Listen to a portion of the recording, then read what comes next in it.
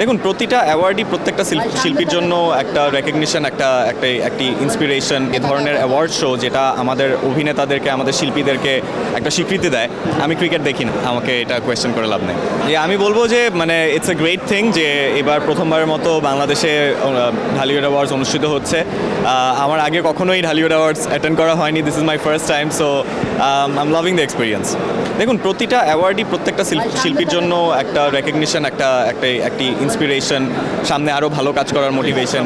তো আমি মনে করি যে এই ধরনের ইভেন্টস, এ ধরনের অ্যাওয়ার্ড শো যেটা আমাদের অভিনেতাদেরকে, আমাদের শিল্পীদেরকে একটা স্বীকৃতি দেয়, এটা আমাদের জন্য খুবই ইম্পর্ট্যান্ট, এটা ইন্ডাস্ট্রির জন্য খুব important. And this is a great thing যে ঢালিউড অ্যাওয়ার্ডস এবার বাংলাদেশে হচ্ছে। So I am very excited.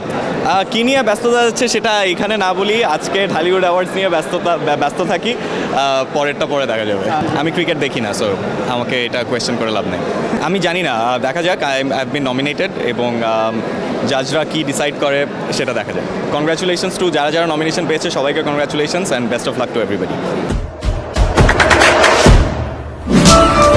দেশে দেশে সবার সাথে দ্য নিউজ।